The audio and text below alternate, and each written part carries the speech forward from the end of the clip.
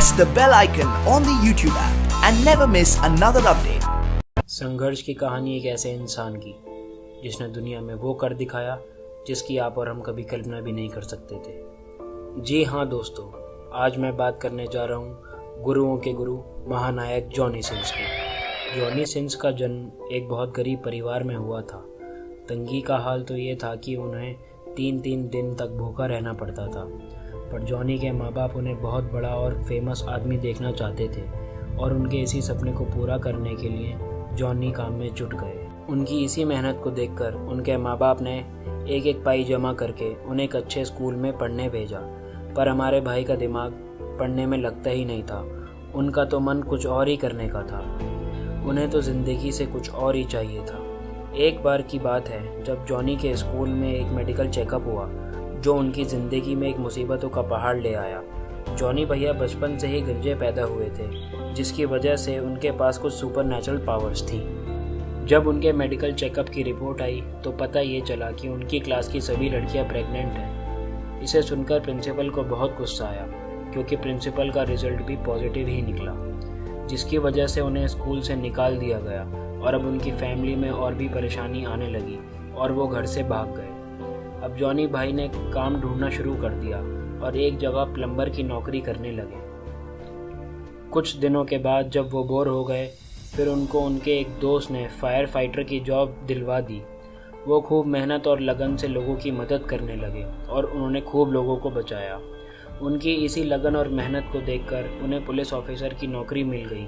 उन्होंने उसमें भी खूब मन लगाकर काम किया और फिर एक दिन गंभीर चोट लगने की वजह से उन्होंने वो नौकरी भी छोड़ दी। चोट इतनी गहरी थी कि अब जॉनी को कुछ महीनों तक बिस्तर पर ही आराम करना था और अब वो पूरी तरह से बिस्तर पर भी आ चुके थे। बिस्तर पर पड़े पड़े उनको एक बात समझ आई और उन्होंने दिल लगाकर पढ़ना शुरू कर दिया और फिर उनकी उसी मेहनत की वजह से उनकी किस्मत बदल गई। जिस स्कूल से उन्हें बाहर निकाल दिया गया था, अब वो उस स्कूल में टीचर की पोस्ट पर एज अ टीचर लग गए थे। देखते ही देखते कुछ ही महीनों में वह उसी स्कूल में प्रिंसिपल की पोस्ट पर आ गए। पर जॉनी भाई कहाँ रुकने वाले थे। जॉनी की किस्मत को तो कुछ और ही मंजूर था। प्रिंसिपल की जॉब के साथ साथ उन्होंने एस्ट्रोफिजिक्स की पढ़ाई भी शुरू कर दी और एक दिन वो एस्ट्रोनॉट भी बन गए। अब जॉनी की ज़िंदगी में सब कुछ सही चल रहा था, पर एक दिन अचानक उनकी तबीयत बिगड़ी और पता ये चला कि उन्हें कैंसर है। अब ऐसा लग रहा था कि जैसे सब कुछ खत्म हो जाएगा।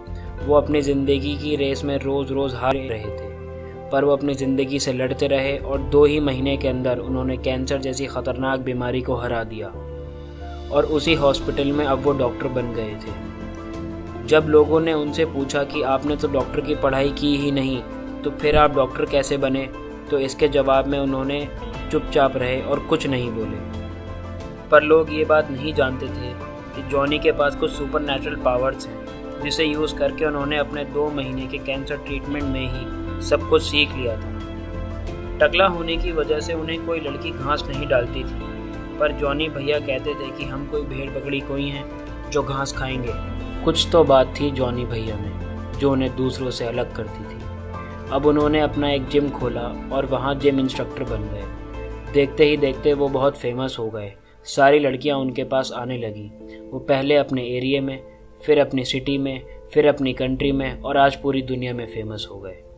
जॉनी भैया एक जीती जागती मिसाल हैं कि अगर इंसान के मन में दृढ़ निश्चय हो तो वो कुछ भी हासिल कर सकता है।